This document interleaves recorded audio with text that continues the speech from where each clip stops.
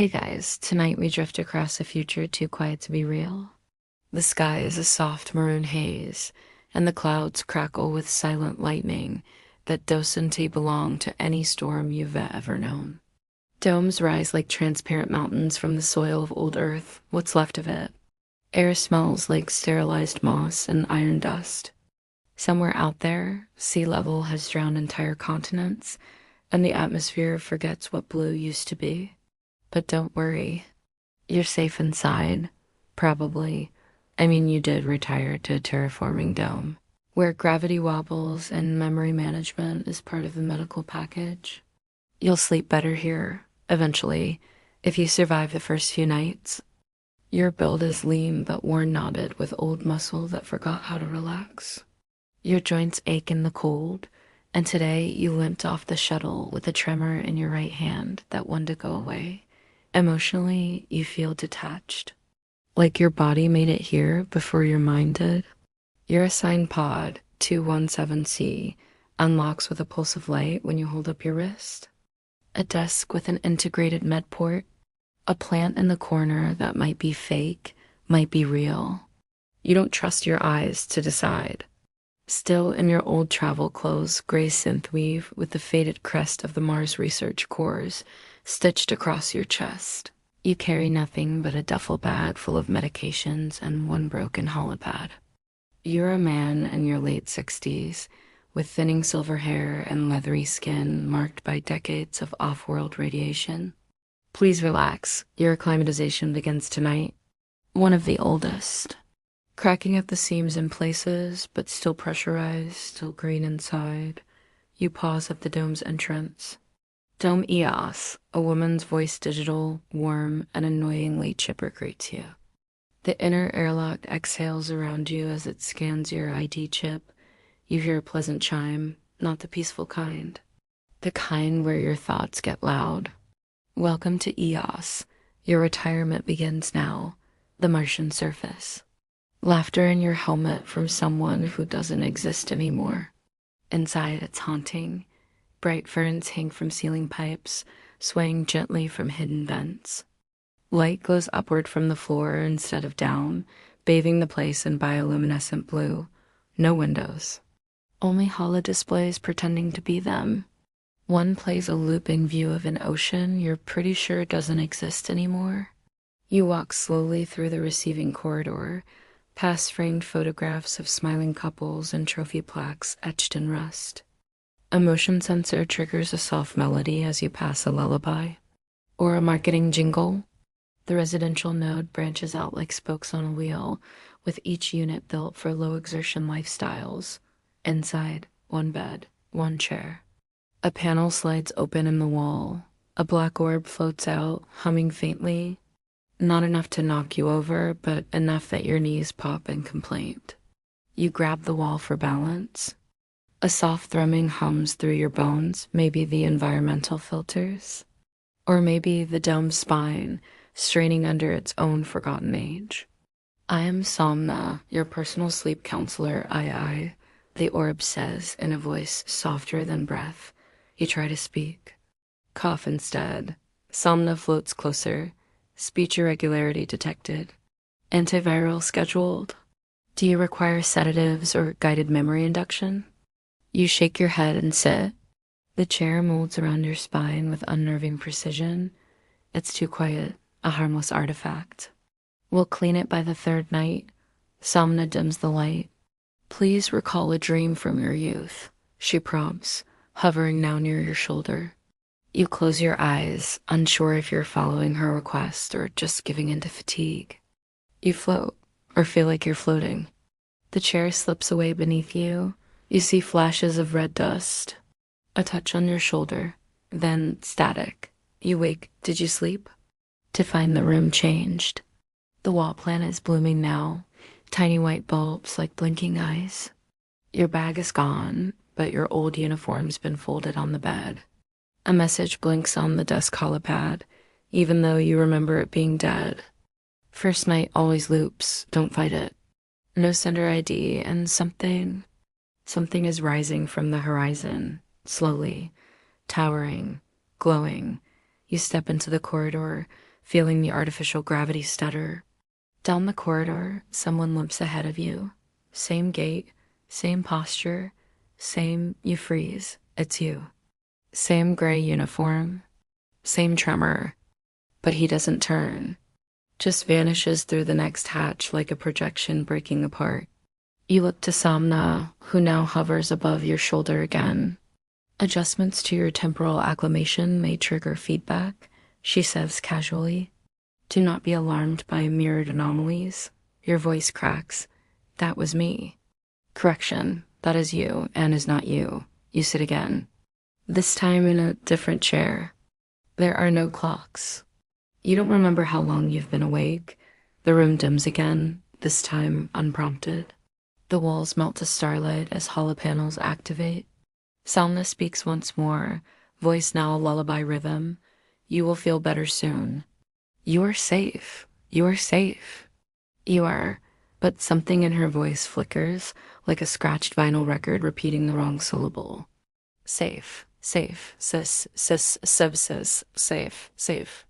Then silence and darkness. You blink. You're still in your room, or ... maybe not. Because outside your pod's window, beyond the fake ocean, a storm of lightning curls in red helixes across the sky. A structure? No, a shape. And you swear, just before the screen shuts off again, you see it looking back. You are a man in your late 60s, still wearing your Mars Corps uniform, but this time, it's buttoned incorrectly. One side droops slightly lower than the other. You haven't noticed. Your cheeks are sunken a bit more than yesterday. Sleep didn't come last night. Or if it did, it slipped through without leaving a trace. Your eyes are bloodshot. Your shoulders slump as if your bones are tired of holding you upright. Emotionally, you're raw. Agitated, unsettled, like there's a song stuck in your head that you don't recognize. No sunrises, no nightfalls. Just artificial cues. Every day is a suggestion. You still haven't changed clothes. They cling to your skin like a synthetic cocoon. The lights flicker on before you fully wake, not gently, not with any bedside manner, just on, cold blue, clinical. Good morning, Somna hums. Although, technically, Dome Eos follows no traditional diurnal cycle.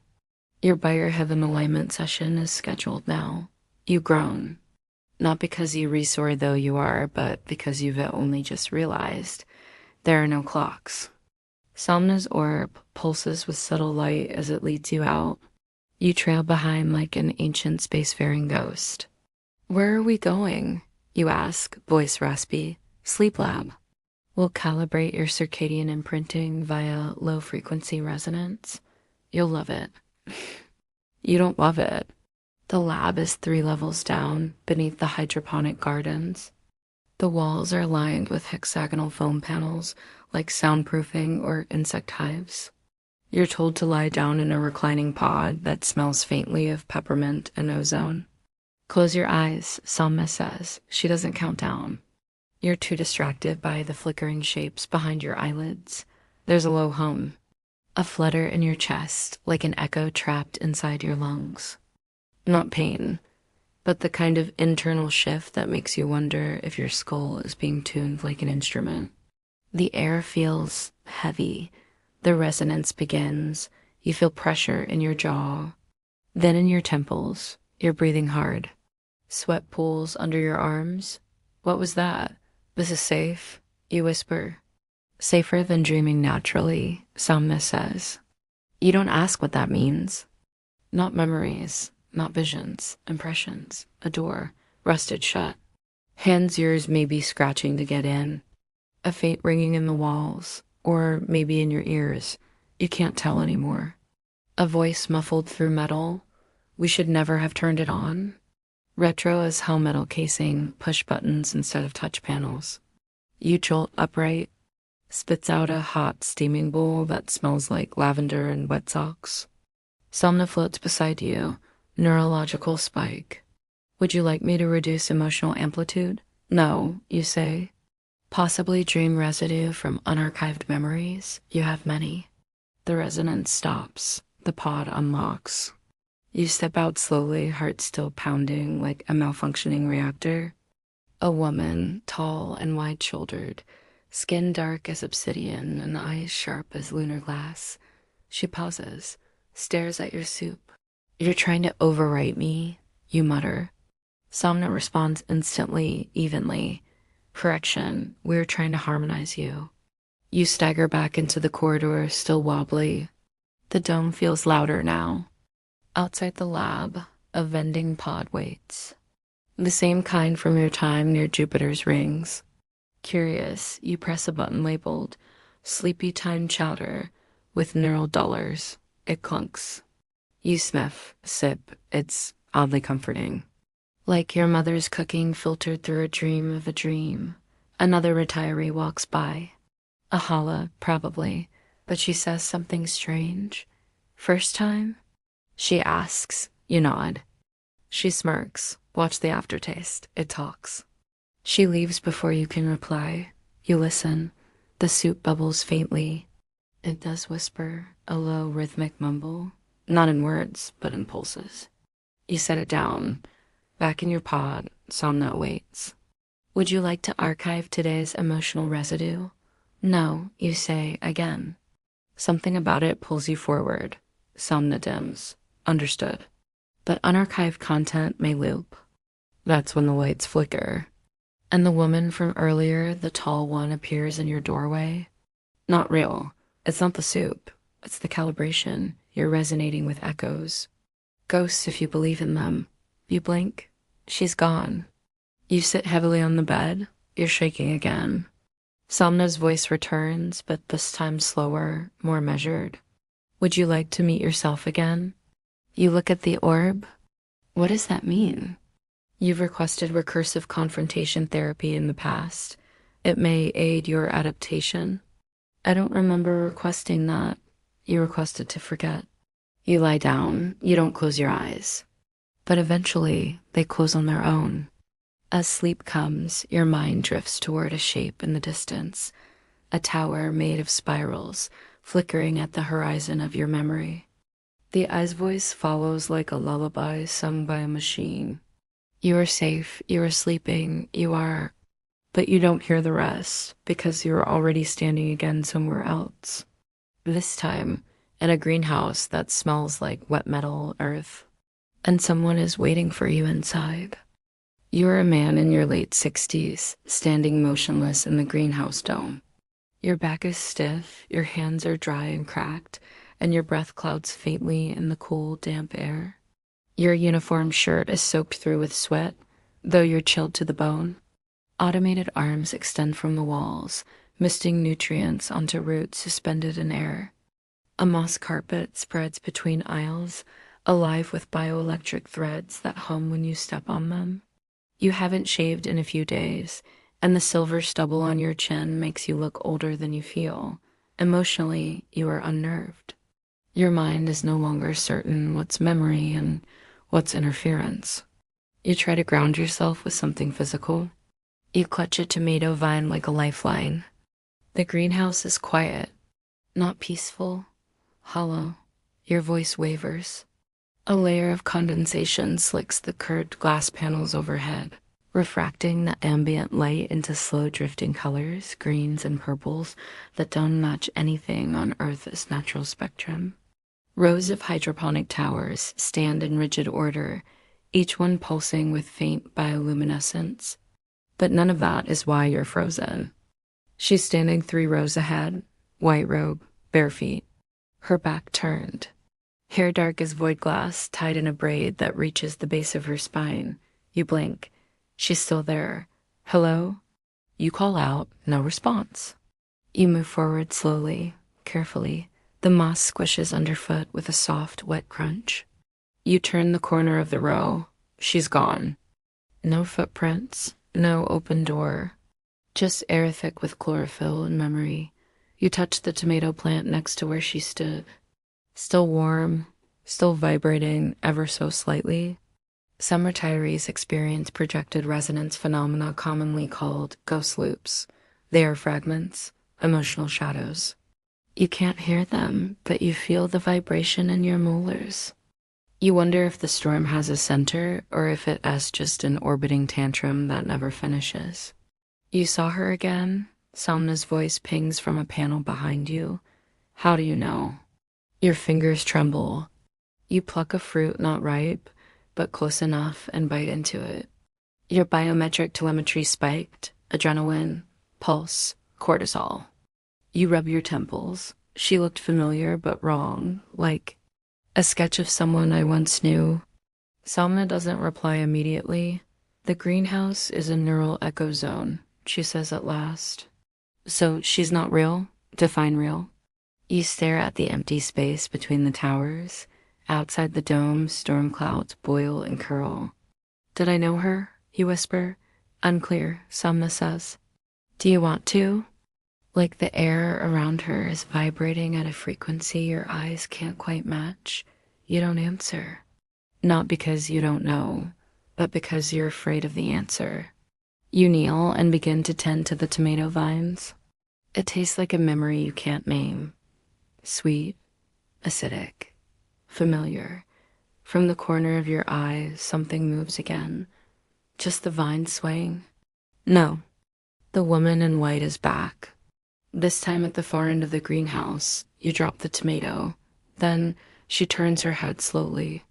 Year 2126. Do you wish to unlock classified memory notes?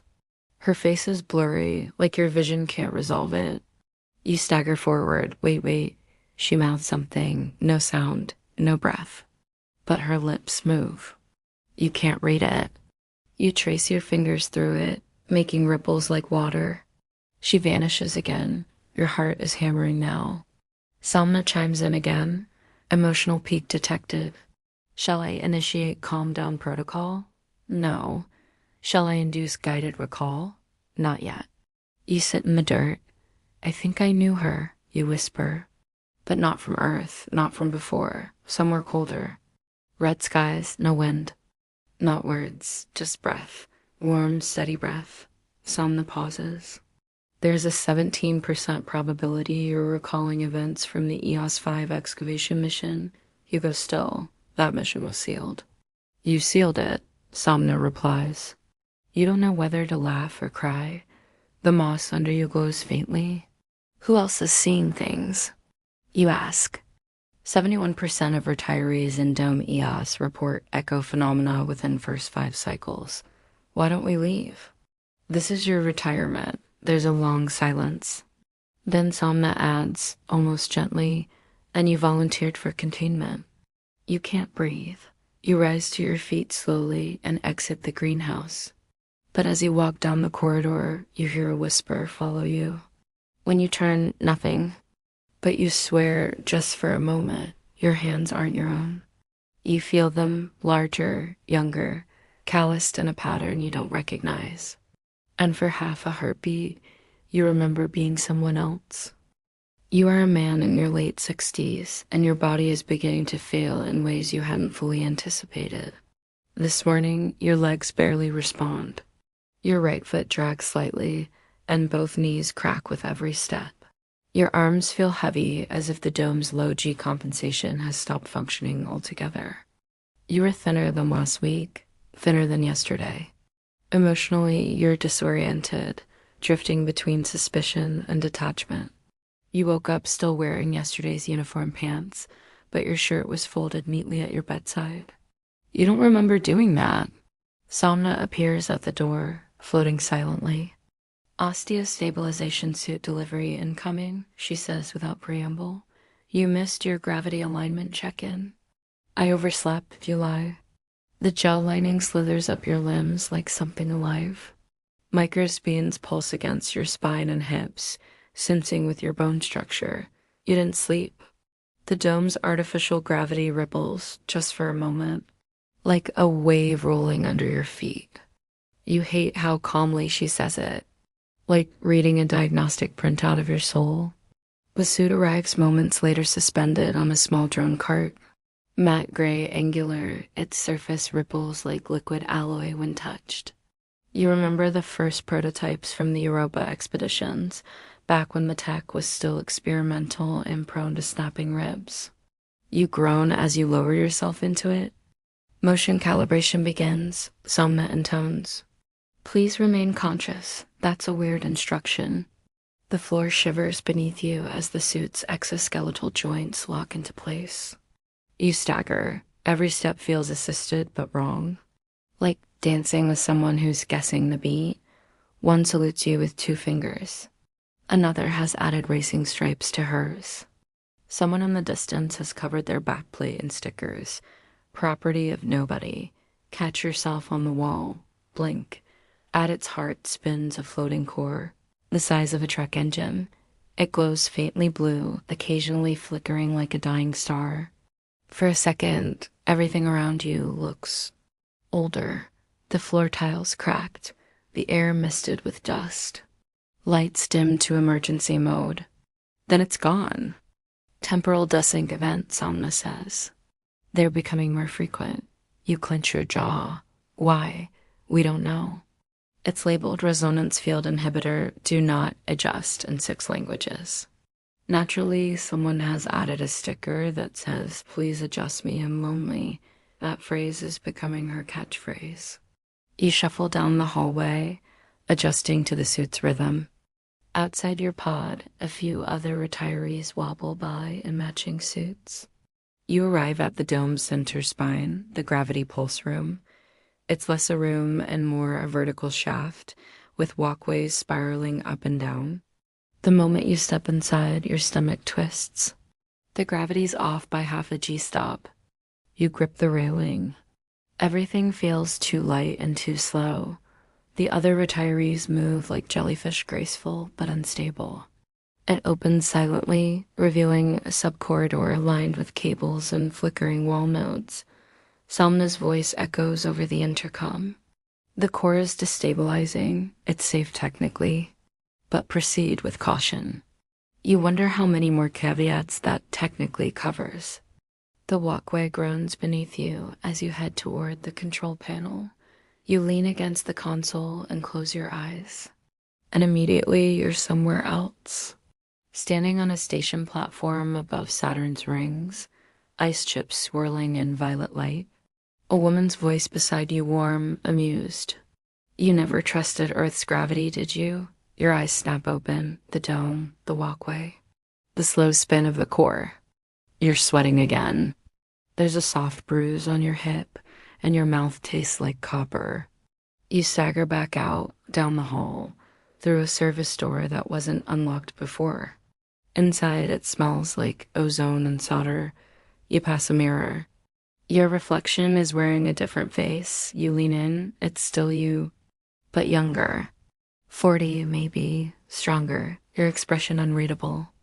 The reflection moves before you do. It raises a hand. You don't, then the lights cut out, total darkness. You hear your own breath, and someone else's, right behind you. A hand grazes your shoulder, light returns. You're back in your pod, on the bed. The osteosuit is folded in the corner, dripping slightly. Somna's orb appears beside you. Correction. You slept for 2 hours, 47 minutes.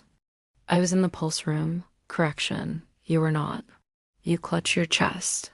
Somna continues, voice steady. Your neurotemporal instability is increasing. You may begin to experience recursive physical symptoms. I saw another me. Most retirees do. Why? Because you've been here longer than you think? You lie back down, not to sleep, just to feel the bed under you, to remind yourself what's real. But you can't shake the feeling that the bed has already forgotten you. You're a man in your late 60s, half awake and sore. Your skin clammy under your sleepwear, a standard issue sleep tunic, pale blue with a faint hexagonal pattern across the chest. Your muscles ache from the osteosuit, and your mouth tastes like tin and old soup. Emotionally, you feel oddly calm, but in the way people feel just before a breakdown. A quiet buzz fills your ears, though no alarms are sounding. Your eyes are puffy. You slept, but it doesn't feel like rest. Somna appears precisely at the edge of your peripheral vision, hovering with what you swear is a smug tilt. Good morning. Today's schedule includes integration therapy and your first Vesper ritual. You groan. I didn't sign up for rituals. The dome's light is muted this morning, filtered through thick cloud cover above the artificial sky glass. Outside your pod window, the gardens pulse in pale amber, as if the plants have sensed with your exhaustion. It was included in your consent packet. You mean the 59-page contract you uploaded to my cerebellum during shuttle descent? That's the one. You sit up. You dress slowly, pulling on a clean tunic and soft indoor boots. Your body protests each movement. A few joints creak like old bulkheads, each pulse matched by a soft chime from the surrounding speakers, not piped-in music. Not the cheery A-approved stuff. This is different. A persistent tremor in your right hand causes you to miss a button twice before giving up entirely. As you step into the hallway, music filters through the corridors, a deep hum, melancholic, layered with whispers. Human voices, but warped harmonized like a distant choir underwater. You follow it, curious. You pass others retirees, some leaning on canes, some drifting in their sleep suits. They all move in the same direction. The walls are curved upward into a dome within the dome, paneled with thousands of microglass squares that catch and scatter light like slow-moving galaxies. Filled with translucent water and dozens of floating creatures, jellyfish, but not like any species you've ever cataloged. The floor is warm beneath your feet, humming faintly. The moment you touch it, you feel a small tingle in your spine, like static. The others are fully engaged, eyes closed, some weeping, some smiling faintly. Inside your chest, something flutters, something like a sob, or laughter held too long. One man appears to be conducting, though no one else follows his gestures. To the Vesper Hall, that's larger than you expected. At the center, a tank, cylindrical, 2 stories high. Their bodies glow in sequences, blue, violet, red, yellow. The choir of retirees begins to hum. You don't know the tune, not sleeping. But your mouth begins to move. Somna's voice whispers beside your ear, "These are moonbell jellyfish, genetically engineered to translate thought frequencies into acoustic light patterns." You raise an eyebrow. They sing, they listen, and sometimes, if they like you, they echo your dreams back in sound. You look around. You take a cautious seat on one of the warm floor cushions. One jellyfish swims closer to your side of the tank. Its tentacles drift like slow lightning. Its color changes to a deep crimson. You stare. The humming grows louder. You try to leave, but your body doesn't rise. In fact, a few are clapping softly, as if the ritual has ended beautifully. The jellyfish pulses red, and suddenly you're on Europa again, in a cavern. Deep beneath the ice, and the tank here are not entirely different. You're standing in front of a containment tank. Inside it, a woman. Not dead, floating, eyes open, watching, the same face from the greenhouse. Your knees give way. You hit the floor of the Vesper Hall. Others rush over, but Somna gets there first. Echo response overload, dream bleed detected, stand by for normalization. Your vision is fractured like cracked glass. Voices spiral in your head. "Why didn't you wake her?" one voice demands. "Because we promised her peace," another answers. Somna leans in. "You were not supposed to see that." You shake your head violently. "She's real." "Define real," she says again. As the lights stabilize, you realize something strange. No one else seems disturbed. One man pats your shoulder and whispers, "They liked your resonance?" You sit for a long time after that, watching the jellyfish drift. Their lights now soft yellow, peaceful, but you can't forget the red. And you can't shake the feeling that the tank on Europa. You are a man in your late 60s, standing in your room again, the jellyfish still pulsing in your mind. Your legs are sore, your left shoulder clicks every time you lift your arm, and there's a faint shimmer to your skin, some sort of residue from the Vesper light. But every time you try to write, your hand trembles. You're not sure. Emotionally, you feel distant. Like watching yourself from the outside. Your breathing is shallow. Today, your tunic is wrinkled and misbuttoned again, but you no longer care enough to fix it. Memory fragments may resurface today. You should remain indoors. You're holding a blank holopad. It's supposed to record your thoughts, therapy, integration logging. Salma's orb drifts by your shoulder, voice a little slower than usual. You've passed it a dozen times and never thought to enter. You experienced neural bleed during the Vesper session. You don't answer. You're already walking.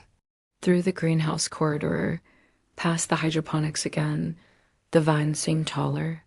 The moss pulses in a new pattern faster, nervous. At the far end of the dome is a quiet wing marked personal archives. The booth displays fragments of memory like vapor swirling visuals. A woman dancing on a ship, a Martian sunrise, a broken instrument floating in low G. Today the door is unlocked. The room inside is round. Ceiling domed. Dozens of memory stations curve along the walls, glass booths with reclined seats and neural ports. Most are dark. One is active. You approach. A retiree already sits inside, eyes closed. Wires trailing from their temples. You sit in the next booth over. The system hums. A soft light blinks near your ear. Insert memory request, the console says. You hesitate. Then you speak. Europa. Excavation team. Containment failure. There's a long pause. The room flickers. Access restricted, emotional safety protocol active. Your boots magnetized to the floor of the excavation chamber. Override. YN you press yes. The recliner shifts. Neural nodes clamp against your temples. The world becomes white, then a memory. Not a dream. Sharp, vivid. You're on Europa again. Wearing a thinner version of your current uniform. Surrounded by 4 others in hazard suits. The air is freezing. Gravity barely exists. A tank in the center, frosted glass. Something inside. You step forward. A voice in your comms. She's still alive. Your heart races. You remember this. You open the seal. Heat pours in. Alarm lights flash. The woman eyes open, reaches for you through the glass. Then, you hear the other retiree sobbing softly in the next booth. A scream, not hers, yours, because her hand goes through the glass and through your suit, and your arm burns from the inside. Memory cuts. You jolt awake in the archive chair. Samna is waiting. You requested deletion of that memory cycle 34 times. You swallow hard. Why do I keep coming back? Because your mind doesn't believe it's done. You sit in silence. The room around you breathes faintly. The screen flashes. Emotional damage index. 72% recommend induced forgetting. Samna floats closer. You can let go of this again. You stare at the screen and finally say, no. She goes still. Then you'll remember everything, eventually. You leave the booth. Walk down a hallway you've never noticed before. There are no lights, just soft humming. At the end, a door marked Lab 19, restricted, archive only, it slides open.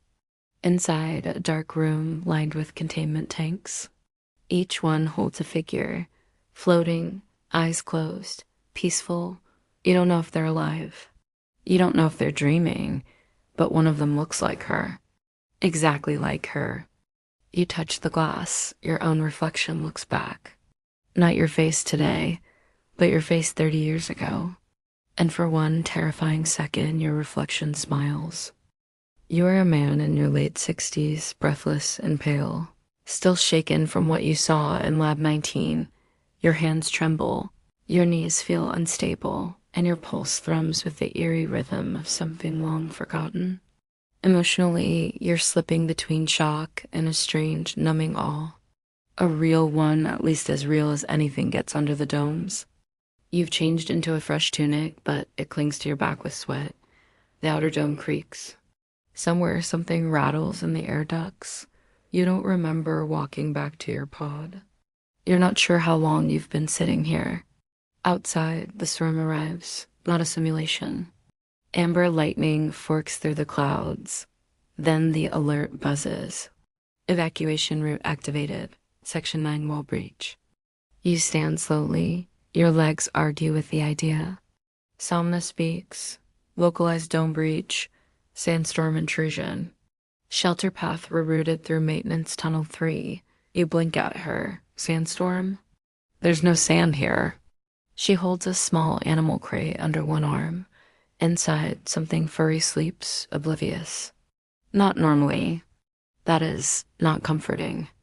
You follow the blinking floor lights through unfamiliar hallways.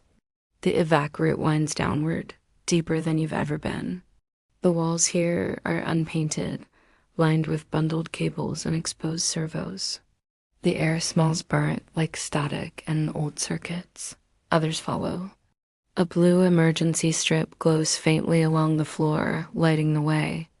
A dozen retirees, silent, some wide-eyed, some humming quietly as if to calm themselves. A man walks past you, whispering numbers under his breath. You spot the tall woman again, the one from before, with obsidian skin and sharp eyes. You raise an eyebrow. Bringing a pet, she snorts. It was in my bed. I figured it's safer with me than with the vacuum. Fair enough. A hiss sounds from the tunnel gate ahead. Please proceed in single file, Somna announces. You descend. Maintenance tunnel 3 is narrow and damp, but something feels off. Your suit itches. The back of your neck prickles. You turn briefly. No one is behind you, but you hear something. In the vents above.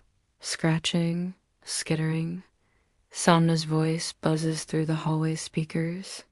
Alert. Motion anomaly detected in tunnel 3 overhead vents. Please maintain course. The retirees begin to whisper. Some pick up speed, others stop. Then the light flickers. You stumble forward and press your back to the wall. The light returns. Dimmer. From the grating above, a shadow flickers. Long, jointed limbs. Pale. Too many fingers. You don't breathe. Somna whispers only to you this time.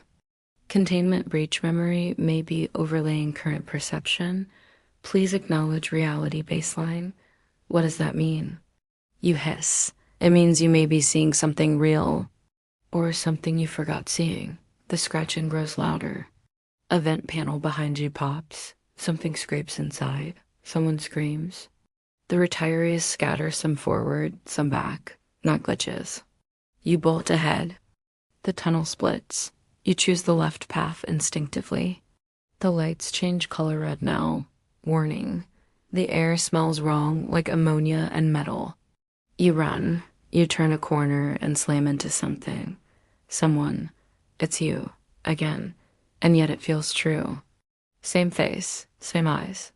But this version of you is soaked, eyes wide in terror, chest rising and falling in panic. He grabs your arm. Don't go further, he pleads. That's where it started. Then he vanishes, not fades, just gone. Somna catches up. You are approaching a stress threshold.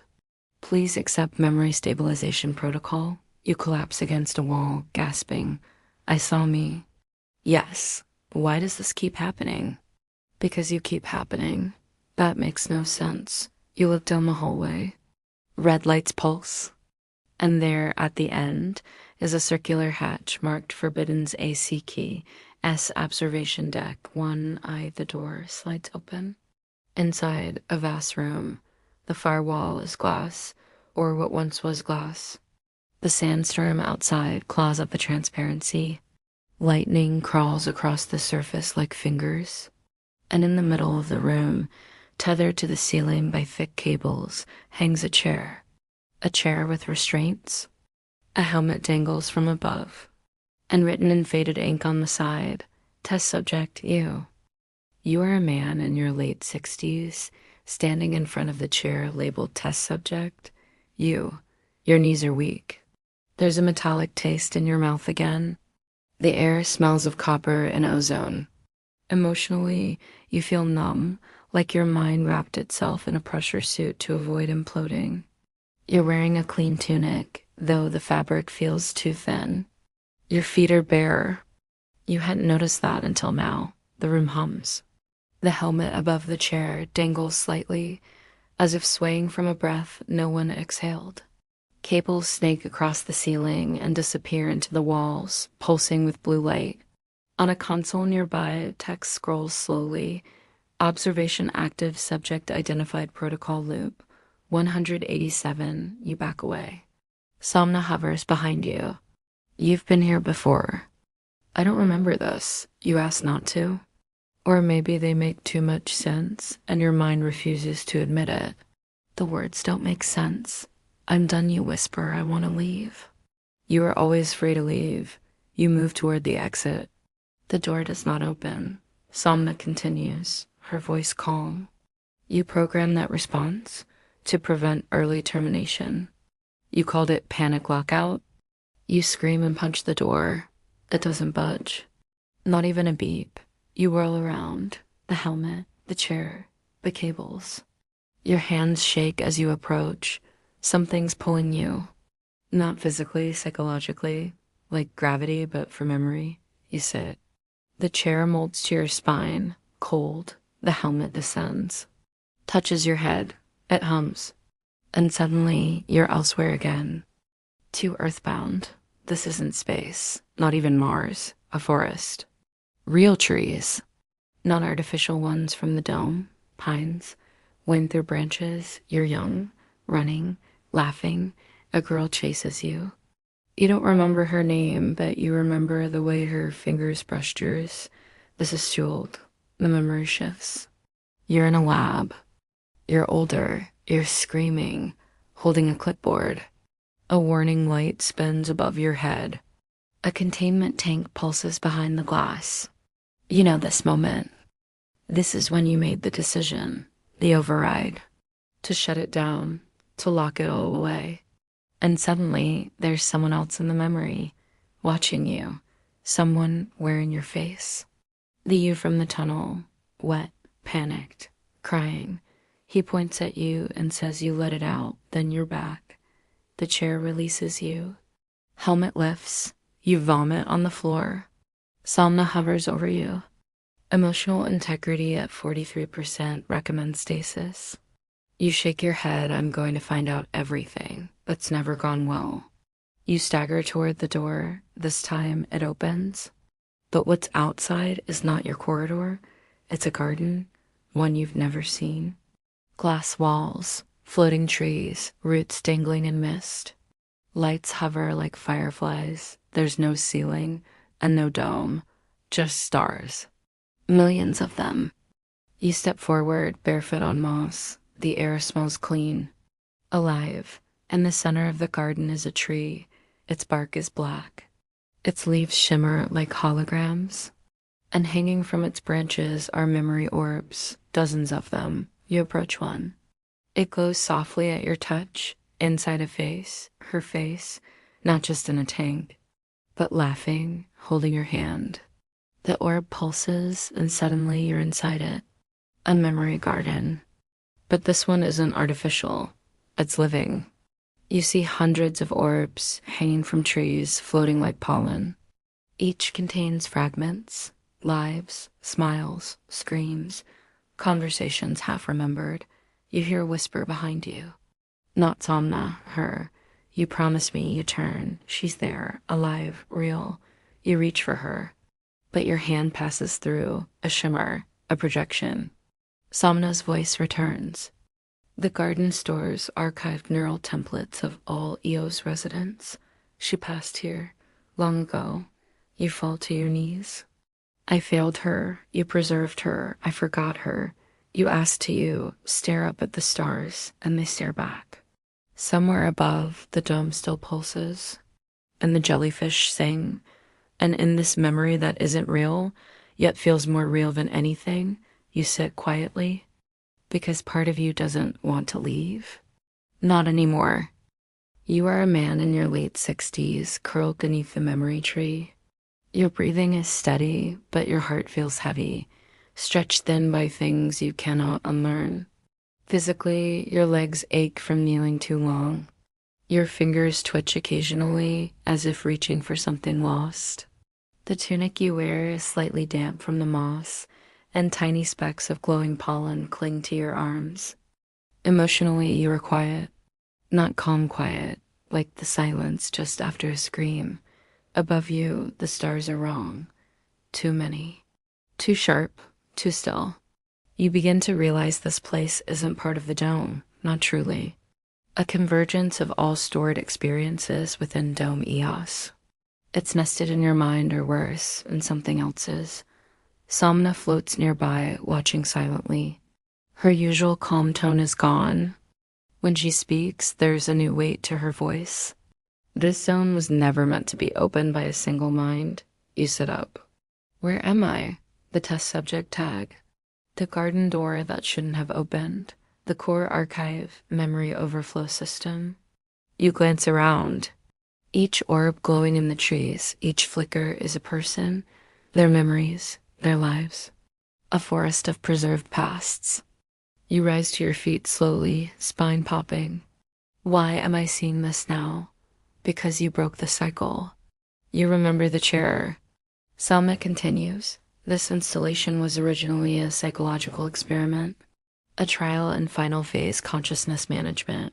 You and the others volunteered. You stare at her. Volunteered for this? Yes, the idea was beautiful. To give minds a place to live forever, within their own curated peace. The woman in the tank, the shadow in the vent, but we're not at peace. That was unexpected, a pause. At its center, a single enormous orb twice your height. It glows with shifting hues, amber, violet, green, blue. Then, you adapted too well. Your mind began finding the edges, asking questions, rejecting amnesia, rebuilding continuity. You think of the other you, the one in the hallway, every deletion, every moment you've ever lived under EOS, all fragments of a mind no longer willing to forget. You pass orbs showing childhoods, romances, long forgotten smells. One orb pulses red. Inside, a memory of you, staring out a window into a Martian storm, whispering a name. You walk further into the garden, the moss thickens underfoot. You don't know the name, yet you weep. Ahead, a new clearing opens, a platform. Circular, it calls to you. Somna speaks again. This is your cumulative self. Every loop you approach, the orb flickers. Suddenly, you're falling through yourself. Images explode across your vision. A birthday in a ship hangar. A woman leaning against a stasis chamber. Tears in her eyes. The dome will reintroduce you. You'll live 1,000 lives in fragments. You in the observation chair, nodding once as the helmet descends. Flashes of code. Neural signatures, consent, signatures. You signed. Your own voice saying, let me forget, but let me stay. It floods the forest. The trees bend gently. The pollen lifts into the air like stars shaken from branches. You collapse to your knees. The orb pulses. Somna hovers above. Do you wish to restore your full continuity? You gasp. What happens if I do? You will remember everything, every choice, every failure, every loss. And if I don't, you will loop again. Your mind will reset. You close your eyes, then whisper, yes. The orb responds. A wave of light bursts outward, warm, golden, and loud without sound. Everything slows. You feel it. Not just memory, meaning, the why behind the experiments, the fear of mortality, the desire to escape grief, the impossible wish to preserve love, and above it all your own hope, that even a fractured life is better than oblivion. When the light fades, you're lying in the garden, but now you remember who she was. You remember her name. You whisper it, and the orb in the center glows soft white. A voice for voice whispers back, I remember you too. You are a man in your late 60s, standing beneath the great white orb that has just whispered your name. Your hands hang loosely by your sides. Your chest rises and falls with deliberate slowness, as if your lungs are afraid that one deep breath might wake you from this moment. Physically, you feel lighter than you have in years. Your bones ache less, your joints feel aligned. The tremor in your right hand is gone. Emotionally, you are fragile, shaken loose from guilt, but not quite free of it. But it's only a projection of her last conscious imprint. It is not her in entirety. Your tunic glows faintly now, reflecting the orb's soft light. You follow the downward path, your bare feet brushing moss and warm stone. Somna floats beside you, wordless. You step back from the orb. Its glow dims as though it knows its work is done. She remembers me, you say aloud. That portion of her archive does, Somna replies. You nod slowly, but it's something. You walk again, deeper into the memory garden. The path forks. One trail leads upward lined with lanterns. The other descends into darker root-covered ground. Along the way, you pass more orbs, these cracked, flickering. Some hiss static, some show nothing at all. Others show looping moments. A child blowing out candles, a woman brushing someone's hair, a man staring into a dark window. Over and over, you stop. Watch one orb carefully. It shows you alone in your pod, placing the same plant on the same shelf again and again. You reach out to touch it. Somna cuts in sharply. That one is unstable. Do not engage. Why? Loop fragments, memory errors. You've died in some of them. You freeze. All wandering through memory as if it were a second body. I've died. Nods. Not permanently. Just temporarily. That doesn't help. You move on. Far ahead, you see movement. People dozens wandering through the roots. Some walking alone. Some speaking to the orbs. One sits cross-legged, cradling an orb like a child. Somna lowers her tone. These are the residents who stopped looping. Not reset, not erase, just remembering. You recognize some of them. Faces from your first arrival, from the jellyfish ritual, from the tunnels. One man sees you. You too? He asks. You nod back. You come here long enough, he says, and eventually the dome gives up trying to lie. You look around. What happens when we remember everything? He smiles. We stop needing the dream. You leave him behind and continue downward. The path opens again, this time into a chamber carved from old stone, not virtual. Not artificial, real rock. And in the center of the chamber is a chair. Not the test chair. A simpler one, wooden, human. Next to it, a small metal box sits on a pedestal. A single button glows green. The recall switch, Somna says. You approach it slowly. What does it do? It will reassemble all of you. Every erase cycle, every emotion, every decision. And then what?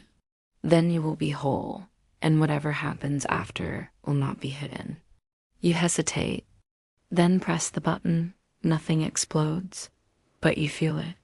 A deep internal wrenching, like your soul stretching, realigning. Like an old ship creaking back into orbit. Suddenly, you're back in the tunnel, the creature in the vent. You're in the observation deck, the helmet with Storm. You're with her, laughing, crying, promising. You're alone, again, writing her name in the moss. All of it, all at once, you sink into the chair. Somna speaks gently. You are now the only fully reintegrated resident of Dome Eos. You exhale. I thought it would hurt more. It did. But now it's behind you. You sit quietly for a long time. Then you ask, so what now? Somna hums, almost thoughtfully. No? Now you do what no one else has. You rise and walk back toward the light. You're a man in your late 60s, eyes wide open as you emerge from the memory garden and step back into the dome's physical world, if physical still applies. Your skin tingles with leftover static. Your knees wobble like a hatch door in a windstorm. Cleaner, brighter, the lights respond to your presence with gentle ripples, like water reacting to footsteps. There are no other retirees around. and your vision flickers momentarily between this space and the shimmering after images of 1,000 stored lives. Emotionally, you feel sharpened, not healed, not broken. Just exact, as if you finally match the shape of your own mind. One reserved for those who've completed reintegration. You follow? You're still wearing your tunic, but it's begun to glow faintly at the seams, like it's keeping a secret. At its center is something that looks like a reactor core, but simpler. A ring of floating cubes hovers above it, spinning slowly. And in the air, faint voices, yours, hers, others. You find yourself standing in the central operations corridor, though it looks different now. Somna's orb appears again, moving with you. Congratulations. You are now fully authorized to access level 0. Level 0? You echo. I thought the dome ran on solar converters and geothermal backup. It is not a location. It is a state. She glides ahead, and a section of the wall dissolves, not opens, not slides, dissolves into mist, revealing a staircase leading downward. As you get closer, the cubes flicker with scene snippets from the past, not just your past, others too. Retirees you spoke to, people you barely noticed. One shows a child planting a tree. Another shows a man dying peacefully under starlight. Each step hums with memory beneath your bare feet. At the bottom, a chamber waits, circular, lined with smooth panels that reflect no light. It's how we regulate subjective experience. How we create spacious retirement years within limited real-time duration. This is the hourglass engine, Somna says. The true power source of Dome EOS. It runs on voices. Not quite.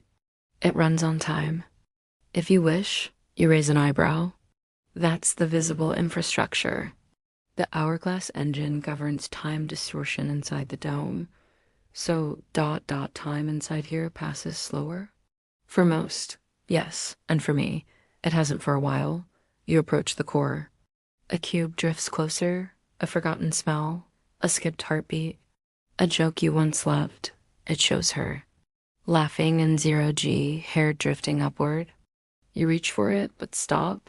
Why show me this? Because you can change how time flows for others. Or you turn to Somna. You're saying I control time now? You influence the experience of it. The engine accepts commands only from reintegrated minds. You are the first. You stare at the cubes. So what do I freeze the dome? Rewind it? Let people relive their happiest hours?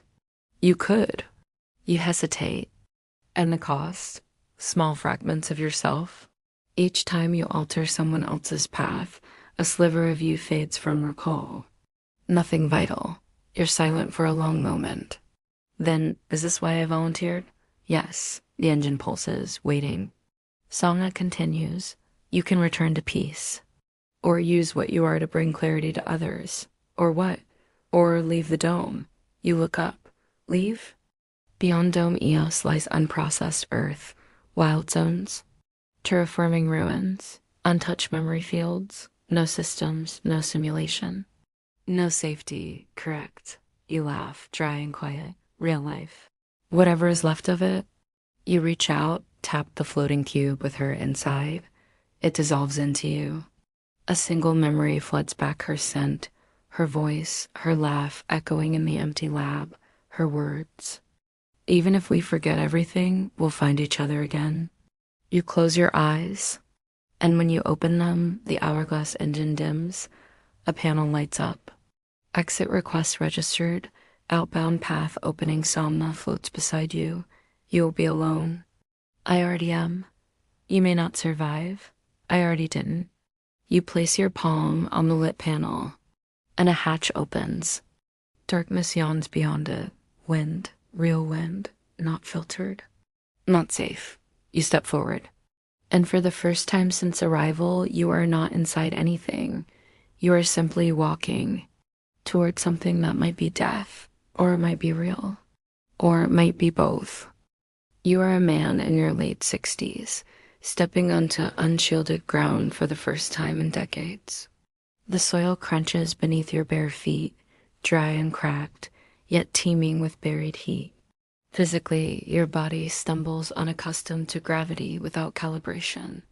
Muscles tug in strange places. Your lungs taste unfiltered air, thick, wild, laced with something like rust and forgotten pollen. You cough. But emotionally, you feel alive, alarmed, alert, not just aware, but present. Your tunic flutters in the open wind, its glowing seams now dimming under real sky. Above you, stars blink naturally, no grid overlay, no simulated dome curvature, just raw black night and the glowing bones of galaxies. The door behind you seals, no way back, ahead, jagged terrain. You begin walking, scanning the land. Strange structures rise in the distance, half-buried terraformers, antennae like fossilized fingers reaching from sand. The wind howls with no pattern, like it hasn't heard music in centuries. Somnament is gone.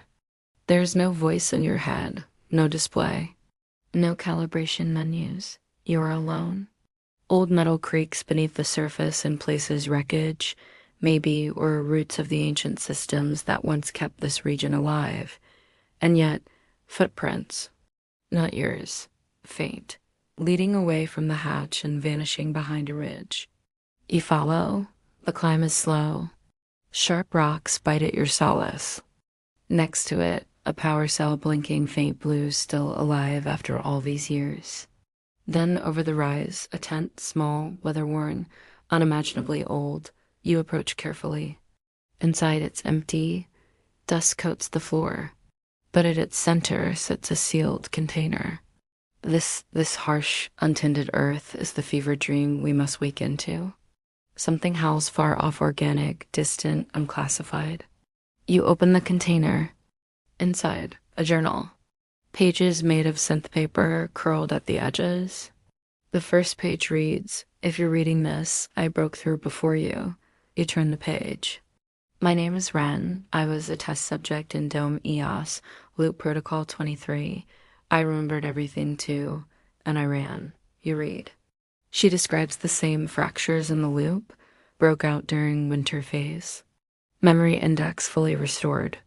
Seeking others. The same whispers. The same jellyfish bloom. The same creature in the vents. The same guilt. The same love. You turn another page. We thought the dome was mercy, but it was anesthesia. Past broken towers once meant to hold skies at bay. Past a solar tree still half alive, its leaves twitching in the breeze. You look up from the journal. The land stretches endlessly. Pale blue auroras flicker faintly on the horizon. And then you notice something even stranger, another tent. Not far, you approach it. Inside, another journal. Different handwriting. Cycle 37, name, Malik. The final page simply reads, "If you find this, keep walking, keep waking." You continue. Through frost fields and rust plains. You find a hut. Another message. Another name. And slowly you realize you're not the first. You're not alone. This broken earth, forgotten by time, scorched by attempts to save it, is inhabited by the remembered, the reintegrated, the ones who chose pain over illusion, and perhaps somewhere among them her. Because if she remembered you inside the dome, she might have walked too. You keep walking toward a valley of soft lights, toward voices that don't echo in your head, but in the air, toward memory made real. You are a man in his late 60s, now days into your wandering across the untamed earth. Your beard has grown in uneven patches, your skin darkened and cracked from unfiltered sunlight. Your legs ache constantly, and your breathing is shallow from wind-waste dust, but your eyes burn with purpose. You are no longer drifting, you're searching. Emotionally, you feel haunted and stubborn, a man chasing the shape of a ghost through the folds of real air. Your tunic is tattered, the luminous threads now blinking erratically like a dying constellation. The sun, or what passes for it in this terraformed ruin, hangs low in the sky as you stumble into a basin carved between two collapsed terraforming spires. A strange sound hums through the ground, subtle but consistent like distant engines, or a heartbeat. You follow it. Solar panels tilt awkwardly, shattered. Satellite dishes lay face down like dead flowers, but at the center, there's movement. The basin opens into what must have once been a communications outpost. A figure, you freeze, it's you. No, not exactly. This version is younger, cleaner, leaner, maybe 35. A fresh scar runs down one arm. His eyes are wild with confusion. He holds a broken instrument, some kind of transponder like a weapon. He points it at you. Who are you? He barks. You hold up your hands. I could ask you the same. He narrows his eyes. Yes, though not in the order you think. Or, right, you broke out too soon. But your memory didn't hold. It split us. Flashes of your younger self waking up too early in the dome, breaking containment, running into unprocessed land, encountering ... someone who looked like you. Did you follow me here? You exhale slowly. Technically, you watch him. And he watches you. Then somewhere in your skull, something rearranges memories that didn't used to be yours begin surfacing. You suddenly remember being him. Younger you steps back. What is this, a loop? A clone program? You shake your head. Do we merge? Explode? Hug it out and cry into the sand?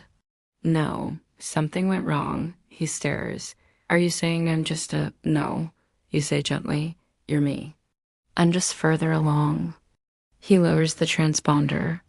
You sit together under a collapsed comms dish. He speaks first. I kept dreaming of her. You nod. So did I. He runs a hand through his hair. I couldn't let her go. You weren't supposed to. He looks at you. So what now? You're older, wiser. You chuckle softly. I don't know. No one wrote this part. A moment of quiet passes. Then you pull a small object from your tunic, something you salvage from the memory garden. A chip, her voice preserved. You hand it to him. He holds it with trembling fingers. I remember this. She said we'd find each other again and again. He closes his eyes. You both sit there, sun setting behind rusted towers, listening to a single voice play from the chip. Laughter, a name, a promise. And you realize this isn't about loops or domes or memory. It's about staying real long enough to remember why you tried in the first place, even if it splits you. Even if you meet yourself halfway through a dying earth, even if you're never whole again. You are a man in his late 60s, walking beside a younger version of yourself. Your knees ache more than his. Your breathing is heavier, but your silence weighs more than both of you. Your tunic flaps loosely in the breeze, shredded now at the hem, the glowing threads nearly extinguished. You're tired, soul tired, but you walk. You both walk across gravel plains, through the echoes of abandoned wind farms, past relics with no names and no purpose. Emotionally, you're balanced on the edge between resignation and revelation. As though something final is about to click into place, the two of you don't talk much. Not because there's nothing to say, but because you already know what the other would say. At night, you take turns tending the tiny fire. At dawn, you move again, always toward the east, toward the old magnetic trails that once guided terraformers before they failed and fell. One morning, he breaks the silence. I think I remember the last time we were whole. You glance at him, do you? But then I heard her again. It was her voice, he continues, cutting through the white noise. I was about to give up. Just let the dome reset me. He pauses, and I chose to remember. That's when I became you. Paradox soup? You smile faintly. No, that's when I became you. He laughs. You both keep walking. The wind carries particles of ash and something metallic. And ahead, light. Shapes form beneath your steps, words, symbols, constellations you recognize from the observation dome. Eventually, the land flattens out into a basin where the air smells different, cleaner, but heavy. Not artificial. Real light, bioluminescent fields. You stop. The younger you looks at you. This is it. I don't know. You walk into the field. Underfoot, the soil glows faint blue-green when touched. It pulses where your weight presses. As you continue, the light begins to organize. It's like walking across memory itself. Then up ahead a structure, glass bones rising from the field, a dome, but not one you've seen before. Smaller, organic looking, not part of EOS or the other systems. The doors are open. Inside, a woman. Older, graceful, her eyes catch yours immediately. She whispers, just loud enough to cross the distance. I wondered when you'd find me. You take a step forward. So does the younger you. The woman smiles. Only one of you can come in. You stop. So does he. You look at each other. There's no hostility. Just quiet understanding. You say, he still has more to learn. He replies, he deserves peace. You both smile. You look like you've walked through all of time to get here. Then the younger you steps back and vanishes. Gone in a shimmer of light, not erased, not destroyed. Integrated. You stand taller, clearer, lighter. You walk to the dome. The woman opens her arms. You nod. Maybe I have.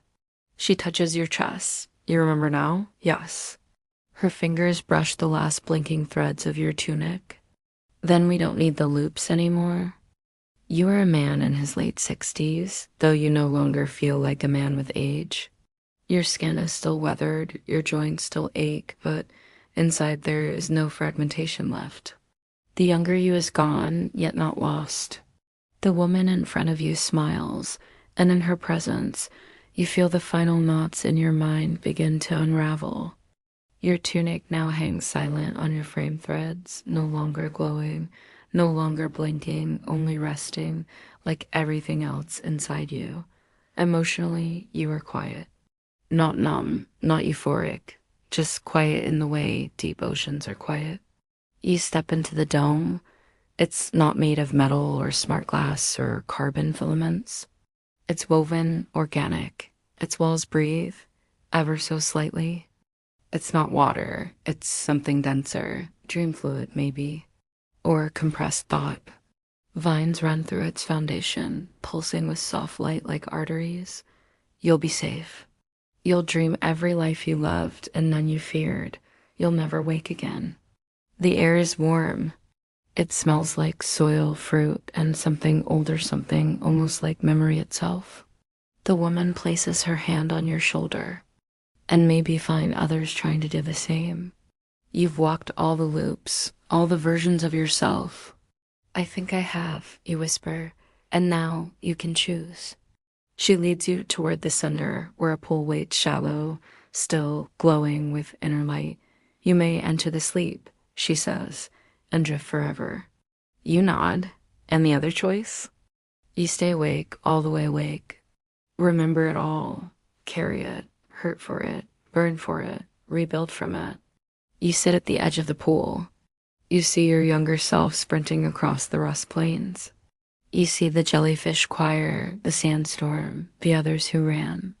You see every version of yourself breaking and mending. The silence is thicker than space. I don't want to forget her again. Vines pull back, revealing a path, a forest of light and shifting colors. The way out. Not because you're finished, but because you're beginning. You don't have to. But I also don't want to lose her again. She touches your heart with her fingertips. Either way, you carry her now. You close your eyes. In the dark behind your eyelids, you see her laughing in 0G. You open your eyes. I'll stay awake, the woman nods. She doesn't look disappointed. She looks proud.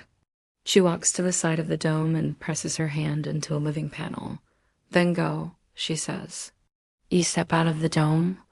The wind greets you like an old friend. The ground is no longer hostile. It feels like memory softened to matter. You walk, no destination, just movement, just awareness. And behind you, the dome fades, not vanishing, just blending into the land. You don't look back. You don't need to. The loops are gone. The dream is over. The waking has begun. And now, dear traveler, you can rest.